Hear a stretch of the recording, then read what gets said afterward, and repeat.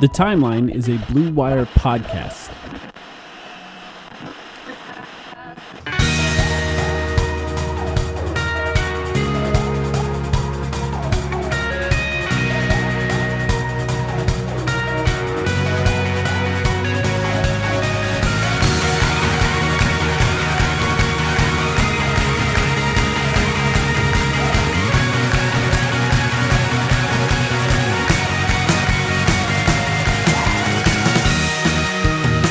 Welcome to the Timeline of Phoenix Suns podcast. My name is Mike, here with Sam. Sam, how you doing? I'm doing pretty well. This is going to be a special episode. Yeah. After we just hit a special date. This feels like our Christmas special. We didn't get to do a holiday special. So yeah, it's true. We might be making up for it right now with an episode that I think just for you and myself has been highly anticipated. And at the very least, it started off as a joke. Like the joke extended to people asking us if we could do a podcast where we traded Ayton to every other team in the NBA. And we didn't do that, for the record. I'll just put that on the table right away. I thought about doing it, but I was like, it's just, then we only get like 30 seconds to talk about every trade. Otherwise, we're going to run out of time, and I didn't want to waste time with some of the really dumb ones. Although there's going to be some dumb things said here and there as this podcast rolls on. But yeah, it's January 15th, the day that we're recording this. January 15th is the day that DeAndre Ayton can be traded. And I think it's an important day because, like, honestly, what were our options to talk about this week on the podcast if we didn't talk about this? I was thinking about that earlier. Like, we would only talk about how the team's like really injured and playing badly. How the team sucks. I mean, we would rehash the same conversation we've been having for several weeks now, except in previous weeks, at least they were still treading water, sort of. And they were above 500 still. Now they're 21 and 23. Booker's return isn't in sight. Cam Johnson still isn't back. You know, like, we'll cover the positive stuff when we can, guys. But honestly, you're right. Like, we didn't have a ton of options here. And I will say also, just like, if you're the type of person who's just gonna, you're a Suns fan, but you're just gonna hate listen to this. Like, you're just gonna listen to this and you know, like, maybe that's not the best move for you. Maybe just move on. Do whatever you want. I don't care. I mean, it'll get our download numbers up. But like, is it really worth it to increase your blood pressure? Like, we are about to follow through with this exercise, which, as you said, started as a joke in our Discord, maybe on Twitter as well. And we're going to see it through. Because I've said on the podcast many times, no matter how bad the season gets, no matter how much the team sucks, I know that we're going to be here doing multiple episodes, one main feed episode and one Patreon episode every week. And because of that, I need to keep it fun for me. We still watch the games, too. Other people turn them off. Like, we're not turning them off. We're finishing them all the way to the end most of the time. Guys, it's the dead of winter here. It's 15 degrees every day. Basketball has always been what gets me through the winter. It's like been my vitamin D that I take every day. Like, I watch basketball so that I'm not seasonally depressed. And in a season like this, you gotta just like not take things too seriously. Right. So we're gonna do this. Some of these ideas I think are gonna be great. Yeah. Some of them I think we're gonna sound fucking stupid. But honestly, I don't care. And like, you know what? This is the point we're at now, and I think we just gotta go through with it. There's a couple things. I just want to say that we're gonna go through, both of us, Sam and I separately, came up with fake DeAndre Ayton trades. And at the very least, I told him when we were coming up with them, I said, they don't have to be good. They just have to drive conversation, because I think the important thing to do here is to talk about what options the Suns have at the very least, because all in all, as much as we talk about this season, I think it's become clear to most fans that in order to fix either this team or this season, something externally has to change. Something has to change by a trade. For example, as healthy as they can get, I think they can have a pretty good run when they're healthy, but so much is placed on Devin Booker's back, as we've talked about time and time again, if that does happen. So yeah, here we are. Now we're going to have conversations about what can be done externally. Let's quickly talk just about DeAndre in general. I think he had kind of a disaster class in his last game, which I think is unfortunate because he did come back from an ankle injury. It was really poor timing for all of that, but boy, it was bad. It was just so bad, and I think people really, the conversation on him was going to pick up this week no matter what because of January 15th. That's the day he can be traded. But I think having that poor of a game right before January 15th meant that it's really going to reach a fever pitch more than I think it would have had he had a great game in his last game. But overall, I think I talked about it on our last episode. I think his defense has been poor this season at best, really. The offense has been fine. I think he's dealing with what he can, and I never had expectations of him being an offensive star. So it helps when your expectations are set sort of at the level he played in the past, which is what he's playing at right now. Not really a lot of improvement offensively, but it's just sort of at that level. And I think that when it comes to his defense and how we talk about his defense, it often boils down to the effort that's put in to continue to play well defensively, which is, I think, what's been missing lately. The question, I think, always boils down to, is that because he doesn't want to be here? Or is there something between him and Monty or him and his teammates? Or the Suns tried to trade him twice already. Like, they tried to trade him for Domantas Sabonis, and they tried to trade him for Kevin Durant. Those are the two trades we know about. There could have been other things that happened within that. Discussions, at the very least, that took place. We don't know how far, for instance, the Sabonis thing got. I don't know if it got very far at all. Or Durant, either, to be honest. Right, exactly. But yeah, at least those discussions took place. There was a willingness on the side of the Suns to make that trade, I would say. So, we're at the point where it's like, okay, so what can be done? And that's what we'll talk about. What are the options with DeAndre Ayton? One thing I want to mention, he has to approve a trade. Yep. Now, I don't know what that means necessarily. Would he approve a trade anywhere? Maybe. If a team's trying to trade him, maybe he just is like, all right, fine, I'll go to the team that wants me. Or does it mean that he's likely to not get traded during the season, which I personally think is the most likely thing. He's probably not going to get traded by this deadline. But it is a topic of conversation that I think is worth exploring for us, at least. Yeah, it certainly would be remiss of us not to mention the whole Sarver aspect to this, as well as people like Brian Windhorst over at ESPN have reported, with Robert Sarver needing to at least until the Ishbias, unless the Ishbias can come in before the February trade deadline, which they're trying to rush through that process. If it is true that Robert Sarver needs to approve any trade of a player making more than an average salary, DeAndre Ayton certainly falls into that camp. And all the more reason that I don't actually think a trade is likely for him before February. But again, technically it can happen now, and so that's why we're talking about it now. I do think, by the way, it's interesting, and before we jump right into the trades, we should talk really quickly just about the discourse over the past week or so. Because I've noticed this, and I'm sure you've noticed it as well, but it's just wherever I go for the past week, whether it's on Reddit, Twitter, Discord, obviously, like any social media app. I mean, I've never seen this many Suns fans. In fact, I think it's the majority. It feels to me like the majority of Suns fans, or at least Suns commentary that I see online right now, is now open to the idea of DeAndre Ayton being traded, which was never the case previously. Like, it feels like the last 2 weeks broke Suns fans in a certain way. Do you agree with that? Like, finally dipping below 500, it felt like a lot of people's illusions about DeAndre Ayton were finally shattered. And to be honest, what's even more interesting about that is that all of those people who now say, okay, fine, I'm willing to trade DeAndre Ayton, those people fall into two distinct camps. They're not all on the same side either. I think they're the people who have kind of been done with him for a while and just don't think he's that good of a basketball player. I certainly think there's a segment of the Suns fan base that feels that way. And then I think, definitely is. Yeah. But then I think the most rapidly increasing camp that I'm seeing more and more, as you were just talking about effort a couple of minutes ago, are these fans who are now saying, look, we think he's super talented. We might even think that, as soon as he gets traded, he's going to look better because he's going to start trying again. But this partnership, for effort reasons, just isn't working. And it's clear that he doesn't want to be here. And so, okay, maybe previously I wasn't on board. Now I'm on board, and we just have to move on. And of course, there's the third group, which is still firmly in Ayton's camp, but that group seems to be diminishing kind of week by week.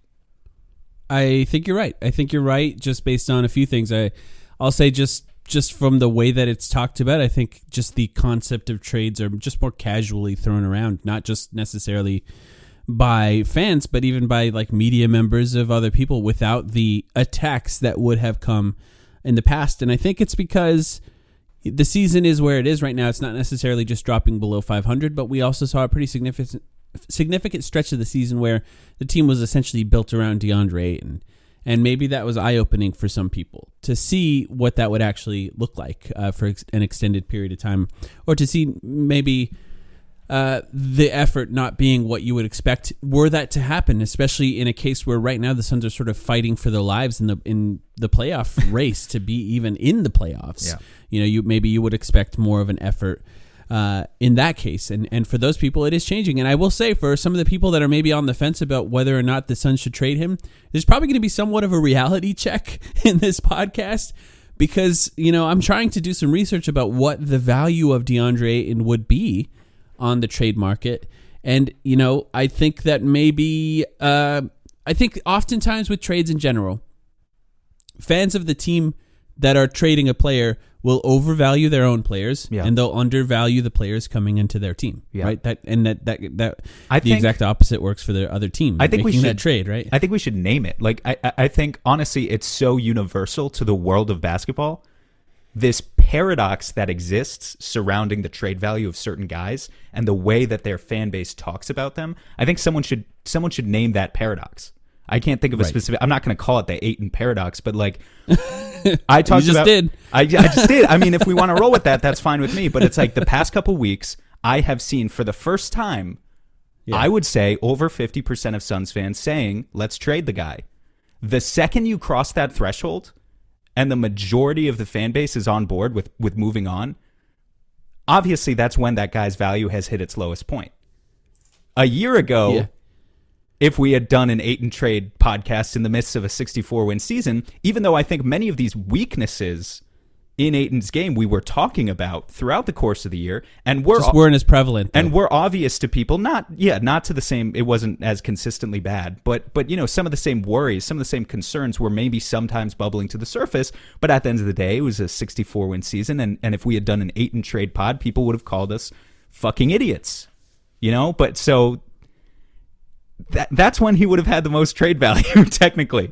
If that would have been your opportunity to sell high. And I do still think he carries a considerable amount of trade value. But I think if fans are coming into this podcast with the idea that we're going to trade for a bunch of bona fide stars, it might not exactly look like that. And I think there are a few different types of packages, depending on the future direction of the team, that you could kind of sort these out into those categories. That gives me a nice platform to jump off of here to explain one part of this. I came up with some on my own. You came up with some on your own. But I also tried to spend some time reaching out to people who cover the NBA as a whole, who cover other teams, and asked them to make up some trades on their own, because I thought that in particular would give us a good baseline to understand, at the very least, where other people value DeAndre Ayton at this time. And to some respect, I also think it kind of shows their opinion of the Suns team as a whole, as far as what they think the Suns should do. But, keep in mind that often when trades like this come up, people are thinking, where's the best fit for Ayton? Not necessarily what's the best pieces going back to the Suns, which I think is how you and I would approach it. And they would approach it a little differently. And so do you want to hear a couple of those? Absolutely. Yep. Okay, let's start with those, and here's I'm gonna give them the opportunity to give me these trades anonymously. Wait, you're gonna say anonymously? I was like, you're not gonna throw them under the bus. I'm not gonna call them out by name because I told them I wouldn't. Okay, because I wanted honest. But these are people who cover the league from an NBA perspective. You're saying, is that it? Or? Yes, sometimes they're team specific, but even the people that were team specific often weren't even just making trades for their own team. They were making up trades for the other teams. I think just getting any opinion outside of kind of our little bubble is helpful to kind of set the table here, and also just on the off chance, I think it needs to be said before we get into our own proposals. If by any chance fans of other teams are listening to this pod, I would also encourage them not to hate listen. I don't know if you feel the same way, but I feel like we're gonna take it from both sides after we release this. The second we release this, and I'm not looking forward to it particularly. Well, this is why I never put trade. I put them in podcasts. I do a lot of fake trades, actually. There was a brief period of time where I was doing one almost every week, if you remember, last year.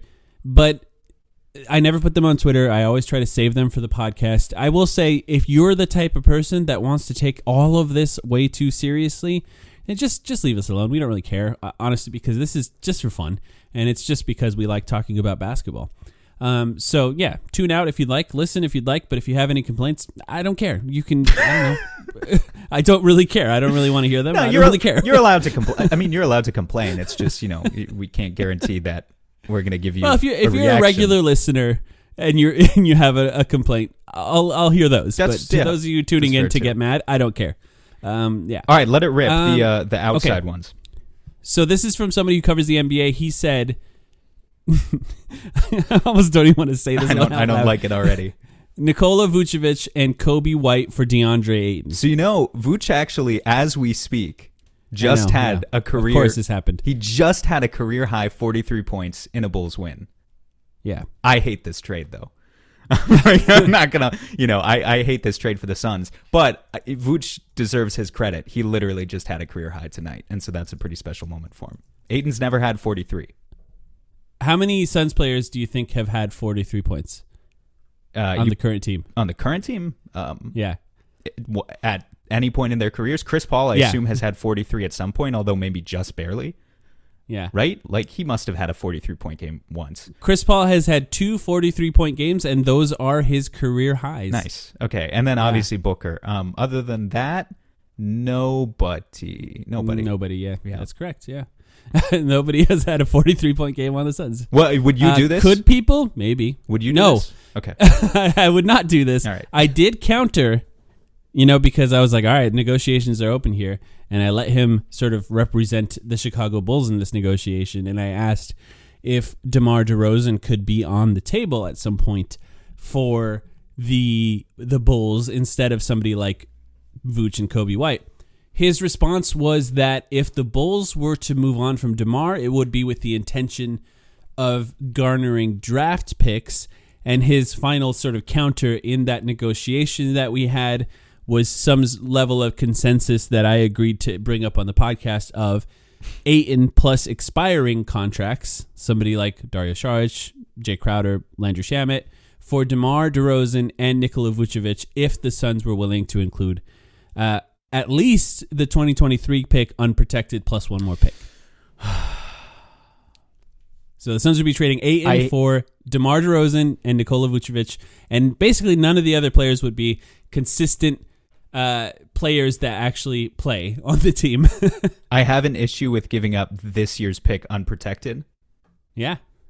But that would be the place where they would draw the line. I think that actually makes sense from his perspective. Also with DeMar, there's no way this team is actually going to tank. Like with DeMar, okay, so like how bad could that pick really be? It'll be the 11th pick at worst or something. They could make a legitimate playoff run with DeMar DeRozan this year. And also he's an all-star. And he's a great player. And he's a great player. And I think most of the guys we're going to talk about today are not all-stars. And I think he can be a legitimate number 2 next to Booker, which is kind of what we're looking for all along. All of this is to say he's also almost 34 years old. And I also don't know if you can win a championship with a Vooch-level defender at center. Right. So it's tough. It's tough. Yeah. That one, you're throwing a hard one already. Yeah, I thought it was interesting because it came from a negotiation from me as the Suns rep and him as the Bulls rep, an imaginary negotiation there. And we'll just leave that one out there for now. The one thing I did say to him that I do actually believe is I do think the Suns would be willing to attach draft picks to DeAndre, and if they can get someone who would be considered a star player like DeMar DeRozan. Yeah, I feel the same. Outside of that, I feel the same. Yeah, I don't know the draft picks are. Yeah. Okay. You want to hear another one? Yes, let's do it. And we'll go through these that other people said first, these anonymous people, and then we'll get to ours. Somebody recommended Stop Jonas laughing. Valanciunas. It's funny. Jonas Valanciunas salary plus picks for DeAndre Ayton, essentially. Yeah. Right. So it would be Valanciunas as the right. So the only the way that one works in particular is that it's essentially the idea is that the Suns are valuing the picks, and then at least they have a rotation center. Here's the thing. I don't think. Yeah. First of all, do you have any strong opinions first? I shouldn't cut you off. You can go. my first thought would be, what if it's the Lakers pick? Right. It's not gonna be. I don't think. My thing is, we know James Jones doesn't like picks and all that. My bigger thing is the Ishbias. if the Ishbias take control of this team in time for this theoretical trade to happen, I think them especially, they are not interested in any sort of DeAndre Ayton trade, which is just here's salary and picks. Yeah, they want to be good. They want to be competitive. And I think there are unique, creative ways to, because one of my biggest pet peeves with the Suns at the moment is I think they need a youth infusion. I've said that a bunch of times. I think they need more youth on this team. But I don't want to do it in the traditional tanking way per se. I think you can get salary back in a DeAndre Ayton trade that is like rotation, like decent rotation players to keep you solid. And also, you know, like eat your vegetables and also get a treat or two as well with it in the form of some like, you know, former lottery picks or some just generally some young caveats. Talent, age 21 Let me to ask 24. you then. Let me see if I can make it sweeter for you. Do it. Does Kira Lewis entice you at all? No, not really. Yeah, not really either. I don't know. Like this is the question for me. But and I don't think they would do this, but I'm just going to throw it out there just as a conversation topic. If Herb Jones was included, what would you do in that case? Okay, so what's the full package? Herb Jones. So it'd be like some version of Jonas, Herb, and like a pick. Yeah. Let's say Jonas, Herb, and a first round pick that is not the Lakers pick at some point down the line in the future. Does that match salary wise? No. I think they'd have to include somebody like, let me see. I don't know, Devontae Graham or somebody, which is not enticing. But yeah, you know, so Jonas is at somebody. 15. Herb is obviously at basically nothing. Let me see like when 4. Yeah, he has one more year before he hits free agency, which is really helpful as well if you're trying to compete for next year. Yeah, I'd do that. I mean, Herb's great. I don't think the Pelicans would. I don't think the Pelicans would because they're trying to compete right now, and Herb's he's too valuable to what they do. But I would do that. I understand the idea of putting someone behind Zion like DeAndre, and if you can get the 2021 playoff run DeAndre and behind Zion, you can make the finals for that team. So I understand why that would be considered. I have one more. You're going to hate it. DeAndre Ayton and Jay Crowder for Gordon Hayward, PJ Washington, and Mason Plumlee, plus 2 lightly protected first-round picks. I actually have a Charlotte idea of my own, and it's not this. So I don't. Okay, so we'll hold on to it. I don't like that. I would counteroffer with my thing instead. Let's do that. Do that. We'll start with yours then. Actually, if you want to start with that one. So I don't mind Gordon Hayward actually as a proposition. You asked me on a playback stream, I think it was, what I thought about Gordon Hayward for Chris Paul, and I didn't love Gordon Hayward for Chris Paul. Dude, I say some crazy things. I don't even remember saying that. Yeah, I bet you don't. You just like, I don't know what you're on the playback sounds streams, completely insane. Dude. It's like I just chopped up a Bill Simmons podcast and then snorted it and then started that that playback episode. You've got whatever you've got going on in your fucking fancy coffee machine that you have at home. You throw back 1 or 2 of those before a playback stream, and you just get loose and just start saying some crazy shit, man. So you definitely said Chris Paul for Gordon Hayward at some point. Right. That No, is the I thing believe you said. you for sure. Yeah, I didn't love that because I don't like Gordon Hayward. I think actually can still contribute to a rotation. I think he can be a fine player. Obviously not at the $30 million price tag, but like he can't even come close towards replicating specifically the role that Chris Paul has in the offense. And I think it would be difficult to shift those puzzle pieces around. But if it was for Ayton, first of all, I don't have, what do I have here? I don't have Jay Crowder in this trade. I actually included Torrey Craig in this trade, which maybe that was a mistake and I should have done Jay Crowder. Mine is DeAndre Ayton and Torrey Craig for Gordon Hayward, Jalen McDaniels, and Mark Williams. And who are the other 2 players besides Hayward in that proposal? PJ Washington and Mason Plumlee. So let me start with why I don't want those. Mason Plumlee, I think, is obvious. He's cooked. PJ Washington is Mason Plumlee is the reason they need Ayton. Yeah. PJ Washington is a 4th-year player who is not having a particularly inspiring 4th year. Even if you'd want to keep him in the first place, you'd have to re-sign him this year. And I point out, actually, that's true of Jalen McDaniels as well. The difference is McDaniels is actually playing well, and I think would be an instant upgrade over, say, a Torrey Craig if you just swapped him out in the rotation. He's long. He can defend. His shot has improved. He's a plug-and-play wing. He's like 24, 25 years old. Maybe there's some potential to squeeze out of there. And I'm just not a huge fan of P.J. Washington, his kind of general archetype, the pudgy power forward. Doesn't really work for me. Mm-hmm. So that's that. And then I would take back Mark Williams because he's actually one of their rookies he was like the 15th pick this year. He's having a solid season. He's not having too good of a season for a rookie, like Walker Kessler style or something, where like all of a sudden a team like, the Jazz with Walker Kessler would not want to trade that level of prospect because suddenly they think he's their next Rudy Gobert for the next 10 years. Mark Williams is definitely, not that, but he's had some nice games recently, and I think he is trending towards probably he's going to be like a rotation player for a long time in the NBA probably. And so, yeah, I would kick the tires on something like that. But the big reason why I would consider doing this, even though you're not getting back a star, because objectively, of course, Gordon Hayward is not a star, is Gordon Hayward next year is a $30 million expiring contract. And if you trade DeAndre Ayton for a couple of young players, in this case, and Gordon Hayward. Without giving up a pick. And maybe even getting a pick back. Maybe one or two. Maybe. If you try. Yeah. Let's say you suck for the rest of the year. Let's say you don't suck too hard for the rest of the year, okay? So, like if they get the first pick, I want them to take Wemby. If they get the second pick, I think I want them to take Scoot. Let's say they get some lottery luck. Let's say they're at 4 or 5. Now there, I think you have a really interesting fork in the road where I've been talking about youth infusion. There are a lot. I need to start researching the draft. First of all, we may have to. We'll see. After the trade deadline, we'll know for sure, right? But like on the one hand, you could take a guy at 4 or 5 for sure. But on the other hand, let's say you've traded DeAndre Ayton, and from the start, like no matter who you're out, you're looking for disgruntled stars around the league. It's draft day. It's June. Siakam's out there.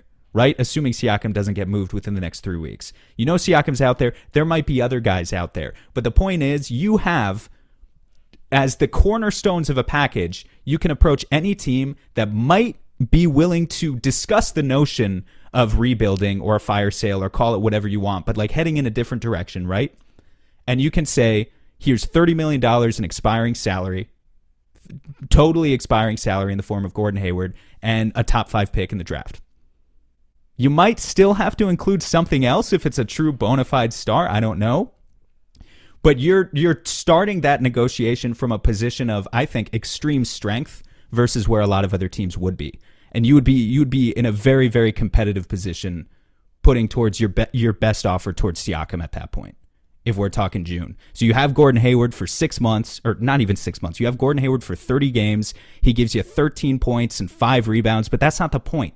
Like he helps you like win 2 games that you otherwise would have lost. I don't know. But none of that is the point, because that is a flexible ass salary that maybe you can then move off towards getting a star. Right? A lot would have to go right, but I'm not against it necessarily. I could see it. I think that all of that is logical and it makes sense. And part of me deep down inside is laughing at the fact that so many people tuned out as soon as you said Ayton for Gordon Hayward. 100%. But I understand exactly where you're coming from, because it's the idea of still, it's basically essentially using an asset to maintain your flexibility later, and maybe even potentially avoiding a even worse situation down the road, which could potentially, not that I want to concern troll here, but that could potentially still happen with DeAndre, and it could get worse also in some ways if he's unhappy. Also, I think it's important just to note that, on a spectrum of some of these ideas being more realistic, or some of these partners being more realistic and some of them being less realistic, Charlotte actually feels like a team that could really buy into DeAndre Ayton and try to re-up his value. Like that, they need a consistent pick and roll partner for LaMelo Ball to be a number 2 that could help them kind of rebuild that organization. I could easily be sold on that if I'm a Charlotte fan. Now, if I'm Phoenix, I just want to kind of rob them of a couple of their young pieces in the process, as well as the expiring salary. That's really what I'm after. Not that we have to say whether or not we would do any of these, because it's like I said, it's just a conversation more than anything. But if they start to throw in any version of an unprotected pick from them in the future, then you could probably talk me a lot closer to being into that, because then you're talking about approaching a trade in the future with whatever the Suns end up getting, plus whatever that pick is, plus the expiring salaries that the Suns end up having. So it's an interesting one. It's very interesting. Should I go now? Go ahead. You're done. Should we do the obvious ones here? Yeah, go for it. Wherever you want to start. Let's just do the Raptors then. Because this Yep. one obviously we have to do at some point. Yep. And I came up with four. I came up with four trades because of course I did. And they're all varying levels of players to get from the Raptors. Now, I still maintain. I just want to say it again. If DeAndre Ayton is traded, I think it's more likely in the off season than it is during the season. But I also believe the same about Pascal Siakam. So I will make these offers or these fake trades as examples for Pascal Siakam, but I'm not necessarily saying that this is something that's likely to happen. Which I often, when we do fake trades like this, people say things like Siakam or bust or something like that. So sorry if you're one of the people that do that. I'm not going to guarantee that anything like this will happen, but there's the obvious one. Let's just say this one just from a very basic standpoint. DeAndre Ayton plus picks for Pascal Siakam works salary-wise. You can do that one. You don't really even have to attach anything else to DeAndre Ayton in order to do that because the salaries are close enough that the CBA would allow that. And we can talk about the amount of picks. We can talk about what the value of those picks are. We can talk about whether or not there would be any sort of swaps or protections on those picks. But there is a world where potentially you could get Pascal Siakam for just DeAndre Ayton if you're willing to. You'd have to open up the war chest of picks, I think, for this one in order to get that done. But I have a feeling I know how you feel about this one, but I'll give you a chance to respond to that one.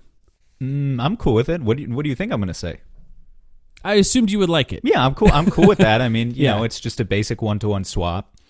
But then you have the potential of keeping Cameron Johnson, right? You could keep Right. Mikal Bridges. Right. You can build a team around that. You'd have to solve the center problem either this year or next year. Yeah, I mean, you just start but you'd have to Biyombo figure for it this playoff run and then figure it out in the summer. You know, it's like or not you still have end of Jay the world. Crowder, right? In that Right. scenario, you still have Jay Crowder's salary to trade. So maybe you can find at least somebody who is a little more versatile than Biyombo. Obviously, the big name that would come to mind, and that would be Jakob Poeltl. If you can find a way to get him, of course, that would be a nice team in this case. Another one, I think, just in case they say, oh, no, we need Cameron Johnson, which I think is a possibility, and that would have to happen at the deadline. Otherwise, it would need to be some sort of sign-and trade, which complicates things pretty dramatically if it ends up going into the offseason. But DeAndre Ayton and Cameron Johnson for Siakam and Otto Porter was the other guy I put in there because it's like some kind of Cam Johnson replacement in Otto Porter that could be the guy coming off the bench and shooting threes for the Suns in this case. I'm sorry. Very similar, but yeah. What's coming out from our side again? It's DeAndre Ayton, Cameron Johnson, and draft picks, okay. I guess. Yeah. I think you have to do less draft picks in this case, right? Yeah. If you're giving up Cameron Johnson. Yeah, I like it less. Yeah. It's all right. I like it less. yeah. I would rather not give up Cam Johnson, but I mean, I think the best case scenario would be if you could just do a 1-to-1 swap for DeAndre Ayton for an All-NBA player. If you figure out a way to do that, that's pretty amazing. But yeah, I think that would be kind of difficult. But that's just an example of, I don't think, like, Otto Porter was really good, obviously, on the Warriors in their title run last year. Not been great on the Raptors so far this year. I think he's been in and out of the lineup in general with injuries as well. But it's an example of the Suns are like, all right, we're giving you a little more, give us a little more too. Technically, we'd be taking, in both of these trades, we'd be taking a little bit more salary back than sending out, which would be up to Matt Ishbia at that point. Next one. Go for DeAndre Ayton and picks for OG Anunoby and Thaddeus Young. This is something we briefly touched on. I think it was a Patreon podcast. Yeah, I remember bringing this up. And I won't say that this is my idea necessarily. Was this my idea? I think idea? it was on the Low Post that we yeah. covered it. Yeah. Right. It was something I think, I don't remember if it was Zach Lowe or if it was Bobby Marks, but it was the podcast with both Zach Lowe and Bobby Marks. So I just thought it was worth mentioning because, you know, first of all, OG Anunoby makes about half as much as DeAndre Ayton right now. And the thought process of the Raptors is that they are going to ask for everything if you end up being able to trade for OG Anunoby, which, you know, I think it makes it really difficult to say that this could happen, but I just wanted to throw it out there as an example because there is a world where Siakam's available. There's a world where OG Anunoby is available. There's a world where both of them is available. I think that's a lot less likely, I think there's a good chance if the Raptors trade someone, it's going to be one of those two guys, not necessarily both of them. And I wanted to put both of them out there because those are both good players that could be on the trade market pretty soon. What do you think about this one? I think it sounds more realistic than the previous two, but I'm just not. My eyes are set on Siakam. My vision is set on Siakam for the most part. And Anunoby, he's good, but he just doesn't move me. Yeah, I get it. To speak as the kids do. He's he's fine. It just leaves us a problem, a problem that needs to be solved for the Suns, where you still have to find more shot creation. You swapped a talented but flawed player at one position for a talented but flawed player of almost exactly the same age at another position. Yeah, which would be fine without picks, right? Right. There's a world where you do that without picks, and it's like, okay, cool. Yeah, I just don't see really the overall vision of what that helps you build towards. In my mind, most of these Ayton trade packages, they're either building towards a star, or you're taking back like kind of cheap labor that you believe in, guys who you think could be good 2 or 3 years down the line but aren't quite there yet. Anunoby is in that same exact tier as Ayton, where I just don't know if it makes a lot of sense for either team. When I first heard that, we talked about it briefly, but when I really thought about it, my first response was like, oh no, I would not do that, especially for 3 picks or whatever. But I admit that I have just kind of spent a lot of time just thinking about the idea of Devin Booker being paired with Mikal Bridges and OG Anunoby for the next few years. And it's at least fun to think about, the idea of potentially having some of the best defense in the NBA with Devin Booker, and also those two guys can both really shoot threes. And it's just kind of interesting to envision at the very least. True. I agree with you, I think, that. on a grand scale, but it's just, I find myself thinking about it more and more going, I don't know, maybe that's actually kind of brilliant. I mean, it's hard to say. I think you'd run into the same issues that the Raptors are seeing right now. In fact, you'd have a lot of these wings who actually are really great perimeter defenders and they can shoot, but without the creation element of it, it doesn't really do much for you as and for the Suns, it would kind of have to come from a point guard too, right? So because it would be hard to find a center that could be the person that creates. We've talked about that. There's 2 basically in the NBA. So you'd have to really solve the Chris Paul problem in the future. And for sure. It would be harder with a lot of salary locked up between those 3 players. Okay. But less, I would say, than with Ayton. You got one more? Let me give you one more Raptors one. Yeah, quickly. We got so many more teams to cover. This is just a big giant. This is a big giant one. I'll throw it out there. DeAndre and Jay Crowder and Landry Shamet with all the picks for Siakam and Fred VanVleet. I mean, yeah, that's great. Sign me up. That's the best one. I mean, that's the best one. It's probably the one that they would hate the most. Yeah, Raptors. It's expiring contracts, right? They would probably hate it, but if they end up wanting to move on from both Siakam, who is one of the oldest players on their team, and just probably if anyone gets traded, if they're quote unquote blowing it up, it's him. They probably want to move on from Fred as well, who has a pretty large contract over the next few years. So if you can find a way to get both, that's pretty nice at the very least. Do you hear the cry of Raptors fans outside your window right now? They're coming for you. They've traversed the desert. They've traversed the entire country, and they're at your door. We'll give them 4 picks. They're right? vicious. Maybe 4 plus a swap, and they're something. angry. 4 picks will not. Nothing will satisfy their anger, Mike. You have angered the Raptors. Fair. I had to slide it in there. Just because the idea of Fred VanVleet is interesting. I would do it. I think it's awesome. Okay. You can go ahead and go. Sorry, I took up a good 20 minutes. That's totally fine. I can choose any team here. Yeah. I'm talking to the Portland Trailblazers. Do you have them on your list? I do. You do. Okay. I bet we have the same trade. The guy I want to talk about. The Suns have a creation problem. Don't get your hopes up. By the way, I'm not talking about Damian Lillard. Are you talking about Damian Lillard? I am not. Okay. No, I'm betting that it's the exact same trade. Okay. I want Anthony Simons on the Phoenix Suns. It is not the same trade. What? Interesting. Really? Yeah. Really? Yeah. No, seriously? Yeah. I have. I'll let you go. Who the fuck do you want? Jeremy Grant? Jeremy Grant. Wow. Yeah. Okay, then let me go first. I'll try and sell the people. Anthony Simons, he's still only 23 years old. He takes 9.8 threes per game and makes 38% of them, people. Okay? Absolutely a guy who can play in a backcourt with Devin Booker, makes mostly good decisions with the basketball, doesn't turn the ball over a lot, would enable you to kind of go back to your roots a little bit, if you want to call it that, in point book. Now, I don't deny that the the fit from day one with a Chris Paul, Devin Booker backcourt would be a little bit awkward, and that maybe there are some defensive concerns in a player like Simons, but you have defensive concerns all around this roster right now, and especially with Chris Paul. Mostly, this team needs more ball handling. This is a guy who can provide ball handling. He can provide self-creation. He's a tremendous, tremendous shooter. He's not a perfect player. But yeah, I threw out like Anthony Simons and Gary Payton II, who just returned from injury for them, for Ayton, that those salaries match. For the Blazers, they would need to talk themselves into the concept of really believing in Ayton as the pick and roll partner they want next to Dame, and then they would have to move on from Nurkic and like move him for something else. I would be into it. All right. What's the full trade? Huh?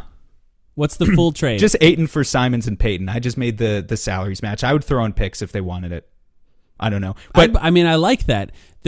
I thought of Simons. I will say when I was going through I looked at every team, but I just thought Portland wouldn't do it. I guess, and that's kind of where I ended. I think. I suspect but I could you're be right. wrong. No, I suspect you're right that they do still really want him, but I don't know. I thought he was interesting because he's a guy he's a 20-point per game scorer. Barely, but he's there. And yet he is clearly a flawed player. Like, he's not a guy you can build your entire scheme around in the wake of, if Damian Lillard is ever too old to function or if they ever move on from Damian Lillard or whatever. So, like, he kind of operates that same weird space as Ayton a little bit, where he's not a star, but he's almost there. And if you really believe in what he can do, more specifically, I think cohesively, he really fits with what the Suns need most right now, and that's just 3-point shot creation and just shot creation in general. And a Chris Paul succession plan, I think. And a Chris Paul succession plan. Like, you've used up that DeAndre Ayton asset to go and get yourself a future backcourt partner next to Devin Booker, and then the rest of it, honestly, you'll figure out later. But I would feel good about that. I had Ayton and Jay Crowder for Jeremy Grant and Yusuf Nurkic.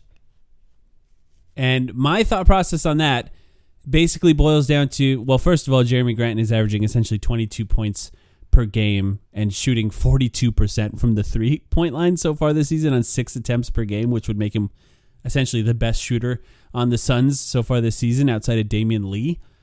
And he has shot creation, he has defense, he has size at the position that we kind of desperately need size at, but he's also a free agent, and the questions of whether or not that would be somebody that the Portland Trail Blazers are willing to put a lot of future capital into is a worthy question, and I think the question would also fall onto the Suns in that scenario. But you'd be in the position to potentially re-sign him next to Devin Booker, Mikal Bridges, and I think the offense and defense would look good in this scenario. And also you can get a serviceable, I'll say, replacement for DeAndre and Yusuf Nurkic. I think a player that's not nearly as good on Ayton's good days, but somebody that at least could start right now for the Suns, assuming health. Sure. With him. Yeah, and on the other side of that, you think, and on the other side of that, you think about the Portland Trail Blazers with essentially Damian Lillard and Simons adding Jay Crowder, DeAndre Ayton. Now, if DeAndre Ayton starts giving a shit as soon as he gets to Portland, that's pretty good, because the thing about Damian Lillard and Simons, not good defensively. Those two guys, neither of them can really guard anyone right now. And if you put Jay Crowder and DeAndre Ayton behind them, guys that can help them play defense, a team starts to look, I think, even better than with Jeremy Grant, in my opinion. So that's my version of a trade that I thought was pretty realistic and could work. I like both of those. I think they're both interesting at the very least. Yeah, let us know which one you like more. We will hold grudges if you pick the wrong one. I think Portland really needs to be sold on, like, the idea of Ayton helping anyone defensively right now. Quite frankly, of course we've seen him do it before. The Suns were a top 5 defense last year, but it's in this very theoretical space at the moment. You really have to buy into the notion that he's going to give a shit again once he's on your team. Would he do that playing with Dame? I think so. I don't know, but are they going to give him the touches that he wanted in the Suns offense? Is he going to get those in the Blazers offense when Dame and Simons are both doing their thing, chucking 10 threes a game each? I'm not sure. Mm-hmm. Like, where's his path to dominating there? I think it's just going to be more guard focused, do your thing and play with force speeches. Which who knows? Who knows, man? That's the case on every good team for DeAndre Ayton. Right, which is why really break honestly, it down, which is why honestly, most of the teams on my list are not that good. Are bad. Well, I got 2 for you that I'm going to give you 2 options to choose for my next trade. Spurs or Hawks? Which one? Do you have either of those? I've got the Spurs. I do not have the Hawks. Okay, let's go with the Hawks, and then I'll let you give your Spurs one and see if it's the same one. Sure. I have 2 for the Hawks, and these are just obvious ones that I wanted to throw in there because, well, one of them's obvious because I just felt like we had to mention this, and that's DeAndre Ayton and Jay Crowder for John Collins and Clinton Capella. Yeah, it's another just what you did with the last one, just front court swap. Yeah, you just it is what it is. I'm not a fan. I wouldn't. Yeah, I'm not really either. I'm not really either. I just don't believe enough in what either of those guys do. Hey, this one's weird. I'll throw this one at you. It's not working right now for the Hawks. Like, it's just not working. And they put a lot out there for DeJounte Murray. And the concept of whether or not they would be willing to give up on the DeJounte Murray thing was brought up on a podcast that I heard relatively recently. I think it was with Zach Lowe and Bill Simmons. And I just put it out there, Ayton and Jay Crowder for DeJounte Murray and Clint Capella. Huh. Just an option. I don't think it's real. I don't think anything could happen. And I think if Hawks fans heard it, they would be mad about it. But I just want to throw it out there because I could see a world where they're like, all right, it's not working with DeJounte. We got to move on. They want Jay, as we know. They could continue to try to make it work. They can continue to try to make it work. I'll say that. But I don't think it will. And I think at some point, I'll be honest, at some point I could see them moving on from both Murray and Trey.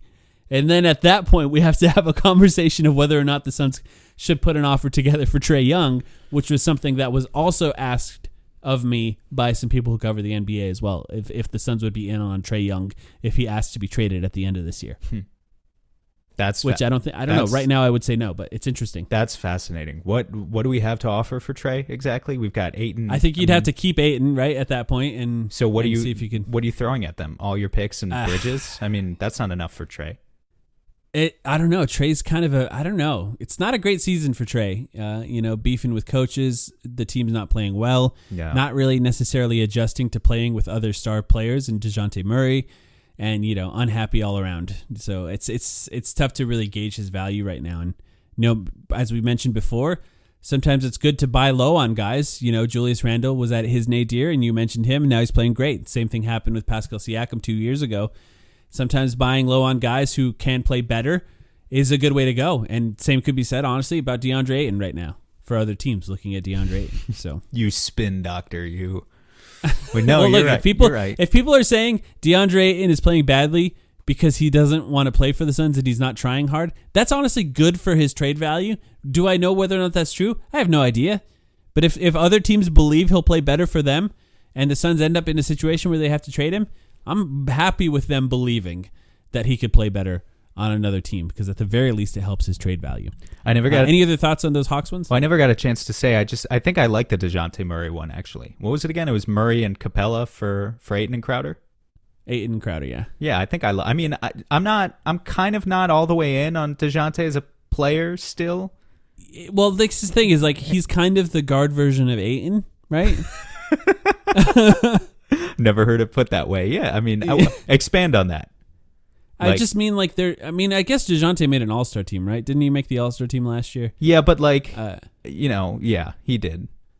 Yeah, he's technically an all-star, so maybe he can handle the ball. He's not like he's a better asset, we'll say, than DeAndre and probably right now when it comes to making trades. But I think the idea of DeJounte Murray sometimes is a little more interesting than the reality.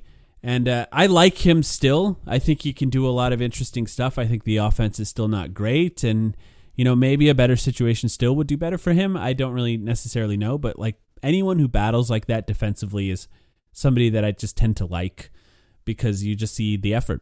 I do think he has a lot to figure out offensively still, just in terms of finding his path to efficient offense because he's 5-6 years in and it just has never really coalesced. But it is interesting thinking about, like, just as a thought experiment, him next to Booker versus him next to Trey. You just talked about the two of them struggling to coexist. I don't think that would happen in a DeJounte No, because Murray. Trey's Devin bad Booker. off ball. And Booker is sensational off ball. And Murray has some objective strengths defensively that, I just don't think can be denied. And yeah, I mean, as an heir to Chris Paul, it kind of makes a lot of sense if you think about it, actually. I think could talk the myself biggest into that for issue sure. the biggest issue is that the Hawks gave up 3 picks for him. Right. Yeah. Sunk cost. And so talking them Sunk into cost. giving up on it is tough. Yeah. Exactly. Okay. Spurs? DeAndre Ayton for choose one out of Doug McDermott or Josh Richardson, Jakob Poeltl, and Jeremy Sohan. Oh. That's kind of what this needs to be. That's interesting. Well, it's kind of. I'm curious what yours was. Because, I mean, I'll tell you, and then we can talk about them both. It Sure. was just Ayton for Poeltl and Keldon Johnson. Oh, okay. I should say that those two guys make significantly less. Right, I'll just say, but the right. Spurs can take salary because they're under the floor. Oh, how I didn't even think about that. How far are they under the floor? Like 30 million or something, like a lot. They could take all of Ayton basically. Okay, I didn't think about yeah. any of that because that helps so much. I picked Sohan, honestly, not even because I'm in love with his game, although he is a lottery pick from this year. It's the youth infusion thing I was talking about. But just because he was their prospect. Out of all their prospects, I didn't think they were going to be, if they were already giving up Poeltl, I didn't think they would be in love with the idea of parting with either Vassell or Keldon Johnson. So I was thinking, all right, what other pieces do they have? They have Sohan. Maybe they'd part with Sohan. But they really need to be in on the idea, again, as Ayton being a focal point in their offense. And are they? I don't know. I'm not sure. But they're bad. Well, I don't know. I mean, this is exactly what they're talking. What maybe we were talking it's about worthy. before. Maybe it's worthy of the investment for them because they can be bad this year and try a bunch of things with him. Yeah. This year and see what works going into next year. Out of all the teams that could afford to let Ayton cook, feed him the ball, let him dominate. Like the Spurs are in that position where they can do that. Most teams are not in the position to do that. Also, I like both of those trades. I think they're both kind of interesting. Would I do them is a different question, which we don't have to get into right now. But one thing I'll say, just to point out about Keldon Johnson, for those not paying attention, he's averaging 21 and almost 22 points a game right now, Keldon Johnson. And yeah, they're bad, right? He gets to shoot kind of every shot that he can, but he's still playing really efficiently. When you think about Keldon Johnson, you probably think he's like 6'7". He's not. He's 6'5", which is interesting. He still kind of plays power forward a lot of the times, but he's kind of more of a 3-4 hybrid. And, he's just a player I think that would actually come onto the Suns, and I think he would fit right in right away. Still doesn't really solve their problem with size at the forward positions. He's still kind of small, but he plays bigger than his size, I will say. And he's just an interesting player all around. And the interesting thing about this trade, Sam, is it's not even entirely my idea. This was something that was brought up to me by somebody who covers a different team like a month and a half ago. This Poeltl and Keldon Johnson one. Yeah, I mean, yeah. Johnson gets buckets, but he's not doing it in an efficient way this year specifically. And to be honest with you, I don't watch enough Spurs basketball to know how much of that can be reformed. I just don't. I don't. And your trade, I think, is probably maybe even more realistic. But do you like said, Sohan? the challenge. I mean, I don't know. I do. He's a complete. He can't shoot. He's a complete zero on offense. But so are a lot. Have you seen him shoot free throws? Yeah, no, I've seen it. But Mikal He's Bridges doing it with one hand right now. Mikal Bridges was a zero on offense. Yeah, Mikal Bridges was close to a zero on offense in year one. Sean Marion was a zero. I know. I'm just saying. Guys have come in and they've done it before. Have you seen Sean Marion's shot form? It worked out. He's one of the greatest Suns of all time. So yeah, it's an interesting idea, at least for them to even try that with him. That to me, even trying that shows that they're a team that doesn't care about winning games. Just like, let him shoot with one hand and see how it goes. But yeah, I do like him. I think defensively he's going to be really interesting. Rebounding, athleticism, attacking the rim, playing above the rim offensively as well. You've seen some pretty crazy highlights that he's had so far this season. Yeah, and the other thing I do know is the Suns liked him in the draft. That's one thing I do know. Well, and we just don't have a lot of athleticism. We don't have...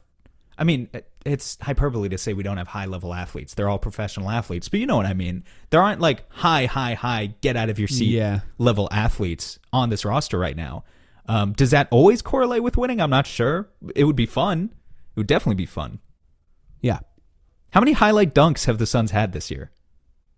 You know, like real highlight dunks. There was that time that Aaron Gordon dunked on Landry Shamet on Christmas Day. So, yeah, I mean, we're just not getting a lot of that right now. It's tough. How many more do you have? I only have 2. I have 1, and let's see, I have 1, and then I have some things that I just want to ask you as a concept. Okay. Utah.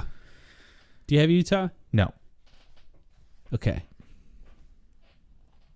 This is one team that we know is willing to trade everyone, as far as we know right now, except for Lauri Markkanen and I don't know, one of the other, Walker Kessler, I think was the other guy. Yeah. That supposedly is off the market. So I just threw it together because I was like, well, at least we know they'd be willing to do it. And it is Ayton for Kelly Olynyk, Jared Vanderbilt, and Jordan Clarkson. Yeah. I guess. What's in it for me? What's in it for us? I mean, I like Jared Vanderbilt. You got Jared Vanderbilt? I really like Jared Vanderbilt, but you get a stretch 5 in Kelly Olynyk, someone who can play stretch 5, which the Suns don't have right now, and I think they want. And then you get at least the rest of the season with Jordan Clarkson, who's another shot creator. Essentially, you solve your power forward problem. Don't say you solve every issue with this You trade. solve Jared Vanderbilt. You solve your backup power forward problem with Jared Vanderbilt. You solve your backup sort of shot creator problem with Clarkson, who I was not in on at the beginning of the year, but I am more in on after seeing him sort of change his game a little bit so far in Utah. And then at least you have I think an underrated player in Kelly Olynyk. I will say one thing. Start. Have you ever seen a more James Jones big man than Kelly Olynyk? Yeah, I know. Like he's just like what we wanted Saric to be for the last few years. He shoots threes. He moves the ball in the middle of the floor. He's like, he fits. No doubt he fits the system. I'm looking at his page right now. He's averaging 4 fouls in 28 minutes per game this year, which I think is hilarious because that's horrible. Vanderbilt's the defensive guy. That's automatic foul trouble every night as a starting center, which is pretty funny. But yeah, I mean, I guess.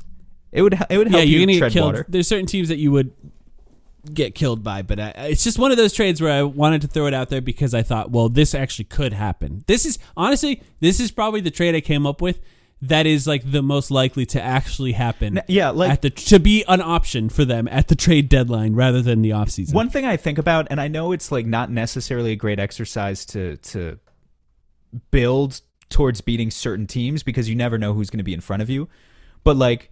Think about how much success the Suns have had against a team like Denver with a big like DeAndre Ayton.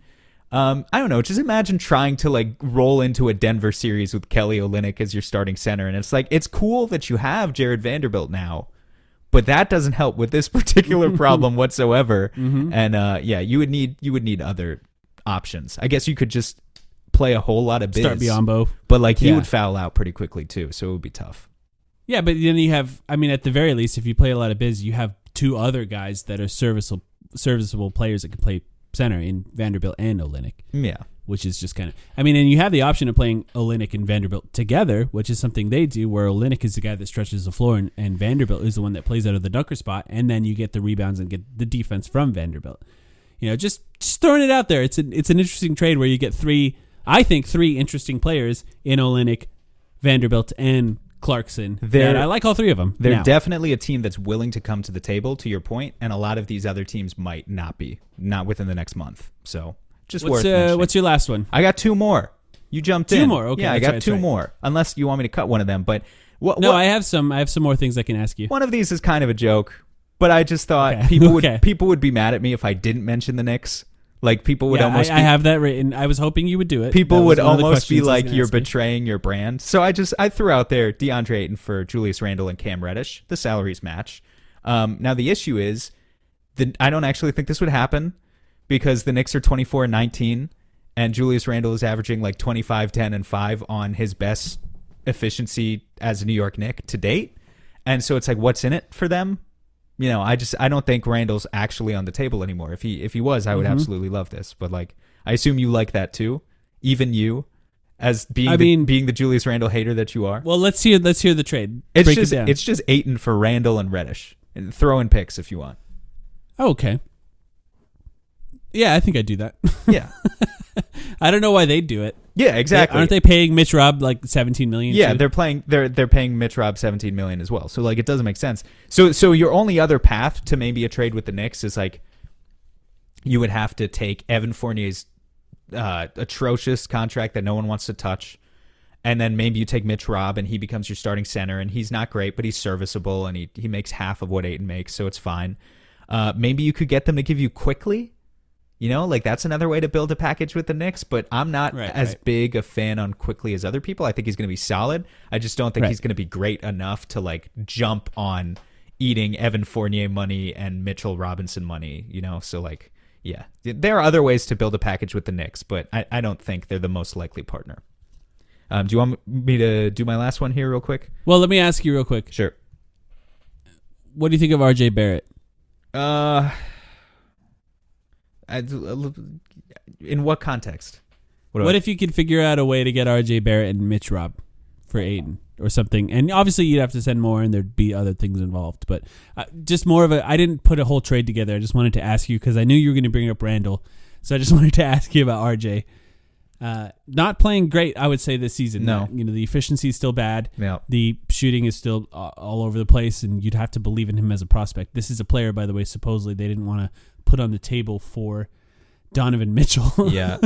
So I had to confirm because I honestly forgot. RJ's already signed to an extension. So he's signed for 4 more years after this one. At 23, 25, 27, and $29 million. And I don't know if he's going to... I've never been a huge believer in RJ. Yeah. I don't know how much I was better at first. I kind of was just, I don't know. I kind of thought I could see it for a bit because I think the shot creation, the dribbling as his size, and I still think this, I guess, is interesting. I like at the very least. I like his confidence. The efficiency is just so bad. I think. Yeah. It's easy to be out on him. I just wanted to throw that out there because I honestly think that somebody like RJ Barrett and DeAndre and probably have pretty similar trade value at this point. Whether I might agree with that, like though. To hear that. Yeah, I might agree with that. Okay. All right. What is your last one? Detroit. Remember when I said I'm talking to mostly bad teams? I'm talking to mostly bad teams here. It's okay. Again, can we... So what I think is interesting about Detroit, I kind of put them in the same tier as Charlotte, naturally, where they've got Cade. They're not getting rid of Cade. Cade's going to be the guy, just like LaMelo's the guy. And now they're looking for who they can truly build around as number 2 to Cade, who can be, who can complete that pick and roll tandem. They also have Jaden Ivey. He's had a pretty good season. I don't think they're getting rid of him. What I think is interesting with Detroit, obviously they've got Bojan Bogdanovic, who is a win-now player. He can help you win games right now. He is on the table, and I think they would rather get first-round picks for him, but I think they could also be talked into other stuff. So he could be salary that you include in this deal. Right. And then they're not getting rid of Cade, obviously. They're not getting rid of Ivy. Right. But then there's this whole tier because Detroit sucks. Like, it's kind of the same space that the Suns were in a few years back with Josh Jackson and Marquise Chris and Dragan Bender. When they had all those guys at the same time, it's like they have 4 or 5 guys between the ages of 20 and 25 who are getting regular playing time in the next tier that I think they would be willing to part with if they really believed in a guy like Ayton. And I think some of those guys suck right now and are probably always going to suck. And then some of them might just need a change of scenery. And I honestly cannot tell you which is which. This is the danger of doing a trade like this. But if you're talking about a youth infusion, you've got Isaiah Stewart, you've got Sadiq Bey, Killian Hayes is actually having a pretty damn good stretch of basketball recently. I don't know if you've noticed. He's like kind of playing really well over the past month. You've got Jalen Duren, their other lottery pick that they took this year. Like, there are ways to match salary of Bojan and a couple of young guys. Like Bojan, Killian Hayes, and Jalen Duren for Ayton works salary-wise. Right. Are Hayes or Duren actually going to become anything? I don't know. But they could. I mean, supposedly Detroit was out on Ayton when they drafted Duren. That would be important information. Yeah, so I don't know how in they are on Ayton in general, but I do think that's interesting at the very But it's just like least. I thought you were going to mention Beef Stew in there. Yeah, he's fine. He's fine. Well, what I think is interesting, option. actually, I don't know if you've noticed, Beef Stew, Isaiah Stewart, he takes threes now. This is like a storyline that I don't think anyone mentions because the Pistons. He like went from almost never taking them, maybe once every few games, to now they're Yeah. like 50% of his field goal attempts in one Yeah. season. And he's not there yet. He's shooting like 34%. 34% on over 4 attempts. But just trying to reinvent himself as a volume shooter in addition to being the gritty, physical. I mean, he's an asshole too. So like, you know, if we've been it's talking great. about maybe the Suns 3 and knee. maybe He's a 3 and knee guy. Maybe the Suns need more enforcer types. He could maybe be that. So yeah, I just thought Detroit was an interesting partner to bring up because there's so much mystery. There's so many like mystery boxes to what they have going on with their roster. I think that's really interesting. I don't know. I guess I would think that Detroit just is out on Ayton. I think they had the opportunity to sign him and they didn't even make an attempt to. Admittedly, it was during restricted free agency, which means there's different things involved with that. And maybe the concept of keeping him for 3 more years on a deal for sure is more interesting to them now rather than trying to clear the space for a restricted deal. But I like it. I like your creativity in coming up with it at the very least. Okay, cool. That's a lot of options. I have one more question I think I'll throw at you. I had other options, but I think this is the last one. It's kind of interesting. And I hope you haven't seen it because I brought it up briefly in our Discord. But would you consider in the off season, now I'm not saying I would, I just wanted to ask you this, Jordan Poole for DeAndre Ayton? I don't think I would. No, I don't think I would. Why? Jordan Poole, his extension kicks in. He makes a similar amount of money, or will be making a similar amount of money to DeAndre Ayton, and he might be unhappy where he is, considering the leader of their team punched him in the face. Having a down season after a great season last year, which sounds familiar, right? A player unhappy who had a great season last year, having a down season this year, that maybe a change of scenery would help them. Well, that's who DeAndre Ayton is. I'm just trying to think, am I a hypocrite for wanting Simons but turning my nose up at Poole? I mean, a little bit, I would say. They're the right? same. Poole's what, 23? Yeah, I mean, they're effectively the same player. I think Poole's just playing really poorly this year, but maybe that's clouding my vision. Yeah. I mean, I'd still rather have Simons because like he's playing well right now. But they're Right. literally the same player. Poole's a little bigger. Yeah. He is. And Poole's a He good is little passer. bigger. I want to say that they don't really run a lot of pick and rolls on that team. And I think if you see him in a system where he's running a little bit more pick and rolls, I think he would make a lot of the right reads out of those pick and rolls as well. It's just something I wanted to throw out there. He's an atrocious defender, man. I mean, I guess Simons isn't good, but yeah, he's not great either. Yeah, they're the same player, just as you said. yeah. I just wanted to plant that little seed in your brain right now. The reason I wouldn't do it, for the record, I'll say that I wouldn't, is because I just can't stand the idea of DeAndre Ayton on the Warriors, and then the Warriors like figuring him out and getting him to give effort all the time would just drive me insane. That would suck. Yeah. Although if Jordan Poole came to the Suns and like exceeded all expectations on the Suns, that driving the Warriors fans insane would also be fun. So there is a give and a take in that specific scenario. But I just wanted to just throw that one out there right at the end here. The Warriors are up there with teams that you don't want to see Ayton on. Dallas is there too. As like, I don't know about you, but I thought of Dallas as a very natural trade partner. I think they could actually be interested in DeAndre like him. Ayton, but Yeah. I don't want to see Ayton and Luka play together. It would be kind of funny, but I definitely wouldn't want to see them figure that out, figure out that chemistry. Yeah. So yeah, there are a couple teams up there. Got anything else before we go here? I don't think so.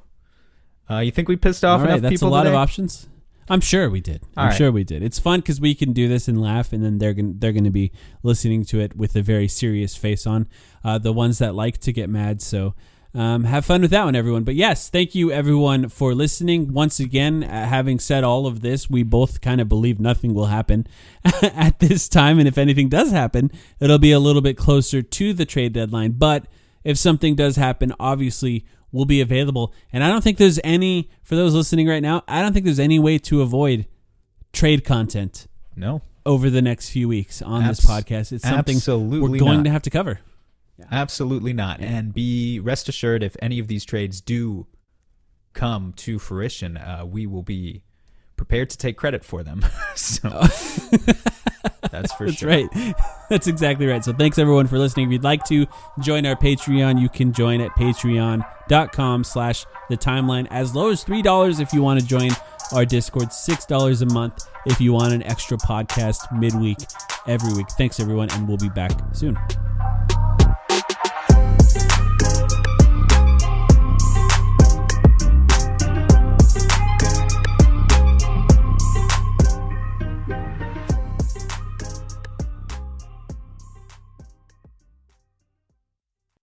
For over a century, Johnny Walker has shared its bold spirit with the game of golf. Now, crafted with Devereaux Golf, Johnny Walker introduces the Johnny Walker Blue Label-inspired Sunday Golf Bag, elevating the game with sleek design, Blue Label hues, and refined gold accents.